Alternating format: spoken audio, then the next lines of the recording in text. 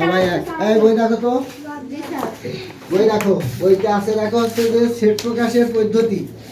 আগে দেখা আছে সেট ও ফাংশন আছে। পৃষ্ঠা হচ্ছে যে কত, 21।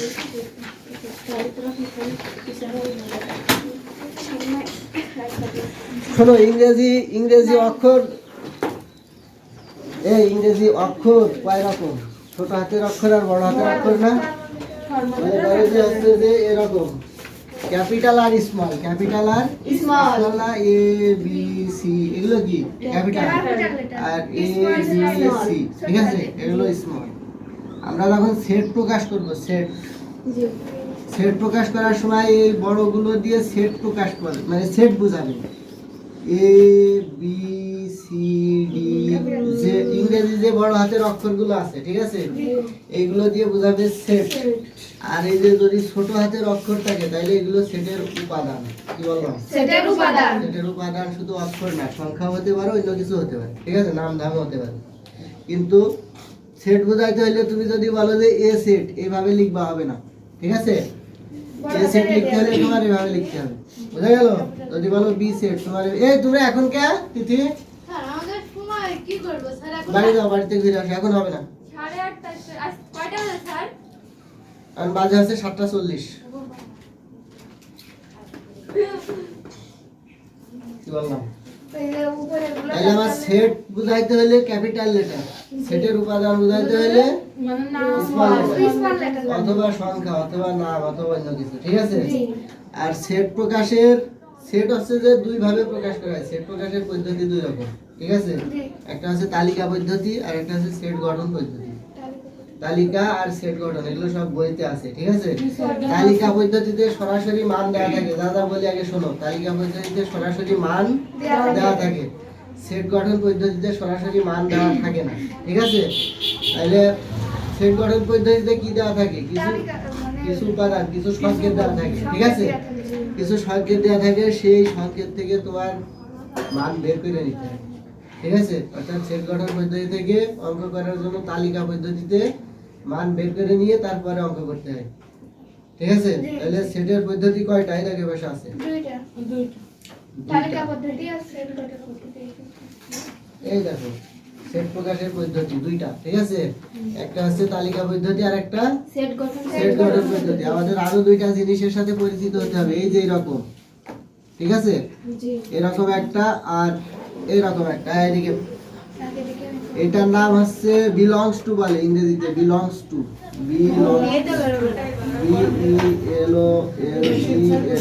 বিলংস টু, ঠিক আছে। তাহলে এটা নিশ্চয় হবে not belongs to, not belongs to, ঠিক আছে। মানে এটা কাটানা, দেখো কাটানা, অথবা এটারে এলিমেন্টস বলতে পারো, এলিমেন্টস। হ্যাঁ, ELEMENTS, এলিমেন্টস মানে উপাদান না, উপাদান। নট এলিমেন্টস মানে তাহলে উপাদান নয়, ঠিক আছে। তাহলে আমরা যদি বলি যে এরকম বলি, মনে করো x belongs to A, এটা দ্বারা কি বুঝবো? বললাম যে x belongs to A, তাহলে কি বুঝবো এটা দ্বারা? এটা হচ্ছে উপাদান আর এটা হচ্ছে সেট, ঠিক আছে। তাহলে প্রথমটা উপাদান, পরেরটা সেট। তার মানে কি এ সেটের উপাদান হচ্ছে x, ঠিক আছে। যদি বলি x dot belongs to A, তাহলে এ সেটের উপাদান x না, ঠিক আছে। মনে থাকবে না? এই মনে থাকবে? তারপরে আরেকটা জিনিস আমাদের জানতে হবে, এই যে মনে করো আমরা লিখি না এরকম, এরকম লিখি না, কি জিনিস বলো দিনি? এটা কি জিনিস আর এটা কি জিনিস বলতে পারবা কেউ? এটা যার দিকে ঘোরানো থাকবে সে বড়, x এর দিকে ঘোরানো থাকলে x বড়, এর দিকে ঘোরানো থাকলে বড়, ঠিক আছে। কিন্তু বড় ছোট যাই হোক এর একটা নাম আছে, নাম হচ্ছে যে এটা লেস দেন, এটার নাম কি? এটা গ্রেটার দেন, ঠিক আছে। তাহলে আমার মনে রাখতে হবে কি যার দিকে ঘোরানো থাকবে সে বড়, ঠিক আছে। কিন্তু এটারে আমরা পড়বো হচ্ছে যে x দুই এর চেয়ে ছোট, ঠিক আছে। আর এটারে আমরা পড়বো x দুই এর চেয়ে বড়, এটা হচ্ছে মূল ব্যাপার। কিন্তু আমার সুবিধার্থে হিসাবে সুবিধার্থে আমি মনে রাখবে যার দিকে ঘোরানো থাকবে সে বড়, ঠিক আছে। এখন আমি যদি এরকম লিখি, মনে করো 1 less than x less than 3, ঠিক আছে। আর একটা লিখলাম 1 less than equal x less than equal 3। এই যে নিচে দাগ দেওয়া থাকলে লেস দেন ইকুয়াল বলবো, ঠিক আছে। যদি আমার লেখো 1 greater than equal x greater than equal 5, নিচে দাগ দেওয়া থাকলে less than equal or greater than equal, ঠিক আছে। ইকুয়াল মানে কি সমান না, আর দাগ না দেওয়া থাকলে শুধু লেস দেন গ্রেটার দেন, ঠিক আছে। এইটার অর্থ কি আগে এইটুকু আমরা বুঝি। এইটুকের অর্থ হচ্ছে x এই x একের চেয়ে বড় না, আর এইটুকের অর্থ কি x এর চেয়ে 3 বড়, তাই তো। তাহলে আমরা টোটালটা হিসাব করি। টোটালটা দাঁড়ায় দেখো 1 এর চেয়ে x বড় আর x এর চেয়ে 3 বড় না। তার মানে কি x আছে 1 এর চেয়ে বড় আর 3 এর চেয়ে ছোট না, ছোট, ঠিক আছে। তাহলে আমরা এটা এইভাবে বলবো যে x এর মান 1 এর চেয়ে বড় 3 এর চেয়ে ছোট। এটা কি বলবো, এটা বলবো x এর মান 1 এর সমান অথবা 1 এর চেয়ে বড়, x এর মান 1 এর সমান অথবা 1 এর থেকে বড়, আর 3 এর সমান অথবা 3 এর চেয়ে ছোট, ঠিক আছে। বোঝা যাচ্ছে?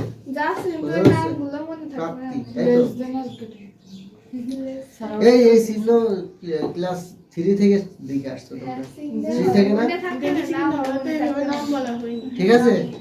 এবার বই দেখো, বই পড়বা হচ্ছে যে বই সেই পৃষ্ঠা কই। স্যার আপনি কি মেজে পড়ে আসতে বললেন? এটা বুঝছো? এই সেট থেকে এই সেট প্রকাশের পদ্ধতি, এই যে তালিকা পদ্ধতি, সেট গঠন পদ্ধতি, এই পর্যন্ত পড়ো তো। এই যে দেখো এই পদ্ধতিকে রুল মেথডও বলা হয়। আরেকটা জিনিস দেখানো বাকি আছে, সেটা হচ্ছে যে এরকম, হ্যাঁ এইরকম দুইটা ডট, দুইটা ফোঁটা আমরা লিখি যে এরকম x ডট, এরকম x, এটা ডট না, এটার ইংরেজিতে বলে সাজ দ্যাট। কি বলে? Such that, SUCH, such that, ঠিক আছে। আর বাংলায় বলা আছে জেনো, বাংলায় কি বলে? তাহলে এরকম থাকলে আমরা কি বলবো? এরকম থাকলে x জেনো x, ঠিক আছে, অথবা x সাজ দ্যাট x, ঠিক আছে। এবার পড়ে দেখো এই 7 আর 9 সবাই দেখো তো। একটা জিনিস দেখাই, একটা জিনিস আছে গুণনীয়। আমি এর আগেও এটা বলেছি, মনে আছে কিনা তোমরাই জানো। আর একটা আছে গুণিতক, ঠিক আছে।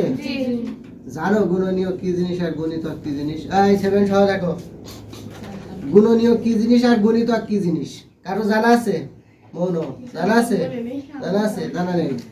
আচ্ছা, জানা না থাকলেও সমস্যা নেই, কিন্তু আজকের পর থেকে আর যেন ভুল না হয়, ঠিক আছে। এই গুণিতক মানে যদি কোনো সংখ্যার গুণিতক বের করতে বলে সেই সংখ্যার নামটা পড়বো আমরা, নামটা পড়তে থাকবো, ঠিক আছে। যদি বলে 2 এর গুণিতক বের করো, তাহলে 2 এর নামটা কি? 2 এর নামটা কি? 2 কে 2, 2 দুগুণে 4, 3 দুগুণে 6, ঠিক আছে, এরকম। তাহলে গুণিতক মানে কি? নামটা, ঠিক আছে।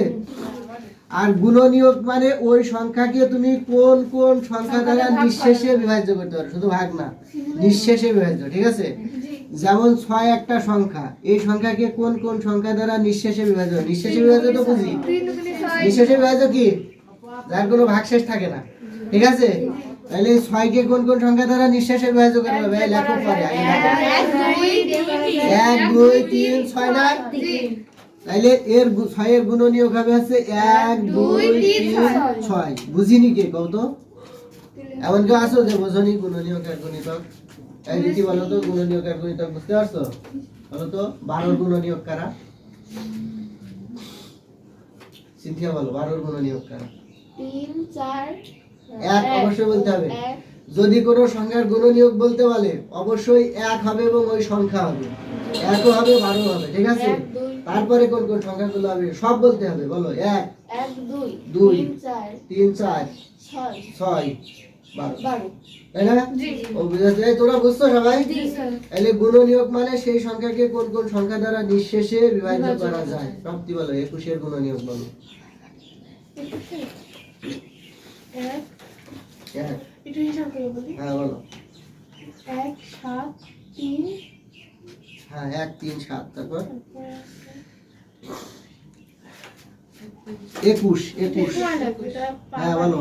1 3 7 আর 21, তাই না? জি তোমাদের বইতে দেখো 7 এর গুণনীয়ক, এই 7 এর গুণিতক আছে, 7 এর গুণিতক। 7 এর গুণিতক কত? 7। 7 দুগুণে কত? 14। 3 7টা কত? 21। 4 7টা কত? 28। 28 না? জি 4 7টা 28। 35 তাহলে গুণিতক মানে কি? গুণিতক মানে নামটা পড়তে হবে, মনে থাকবে না? আর গুণনীয়ক মানে ওই সংখ্যাকে কোন কোন সংখ্যা দ্বারা নিঃশেষে বিভাজ্য করা যায়। দেখো বইতে আছে, বলা আছে 36 এর গুণনীয়ক কারা?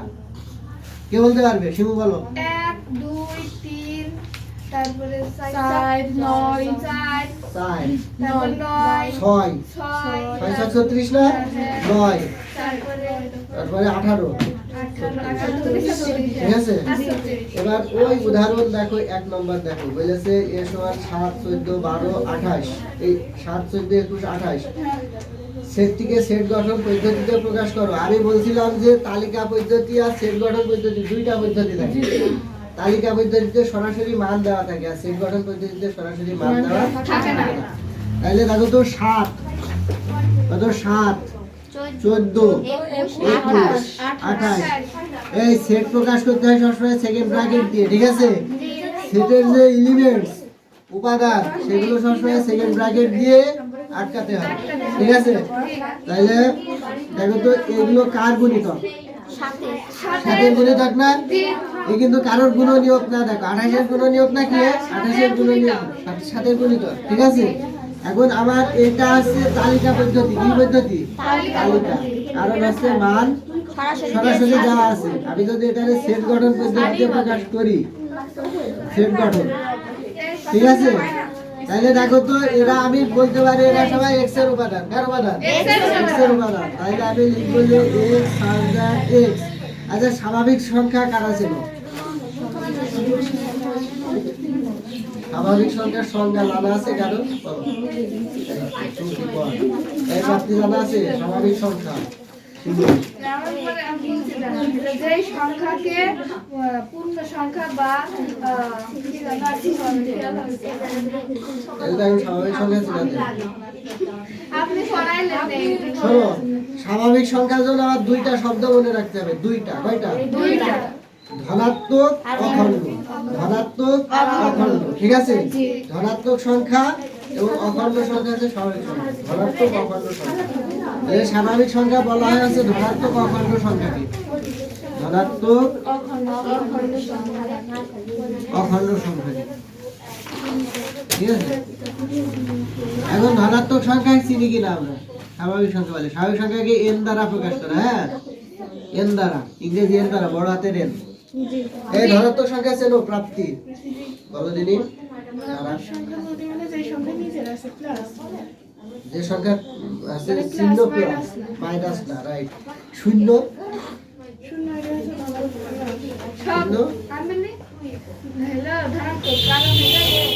মাথায় বাড়ি দিব। সারা জীবন শিখাবার ক্লাস 8 এ শুধু এটা শিখাইছে। শূন্য কি?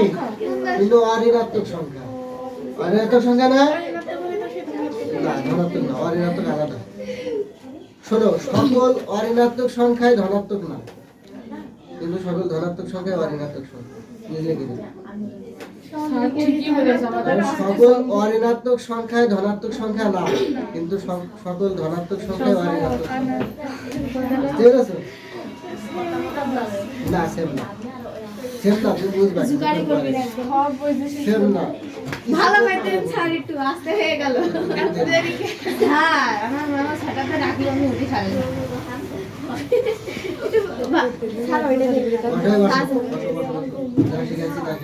এই অঙ্ক করো। তোমাদের যদি ভাগ অঙ্ক হয়ে যায়, এরপরে অনুশীলনী করবো। বের করো।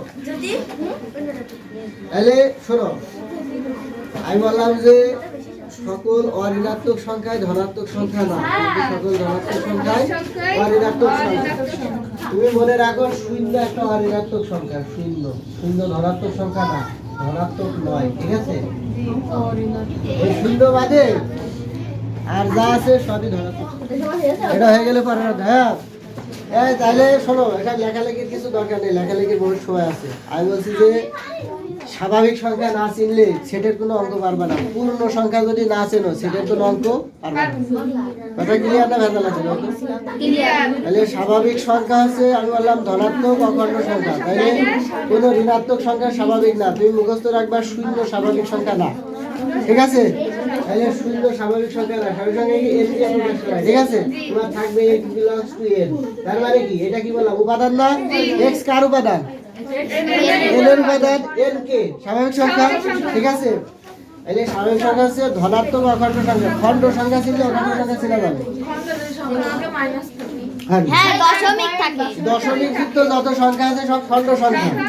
তাহলে স্বাভাবিক সংখ্যাগুলো দশমিক থাকবে না। কি বললাম? স্বাভাবিক সংখ্যাগুলো দশমিক থাকবে না, থাকবে। তাহলে দশমিক বিহীন, ভগ্নাংশ বিহীন, ঋণাত্মক বিহীন, শূন্য বিহীন যে সংখ্যাগুলো আছে সেগুলো স্বাভাবিক সংখ্যা। তারা কারা?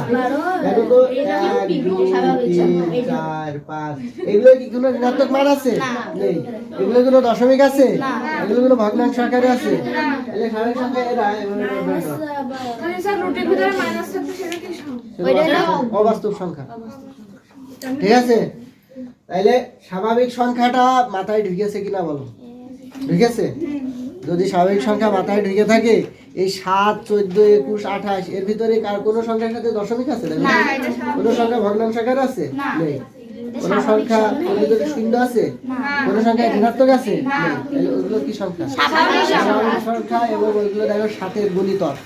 জি 7 এর গুণিতক না?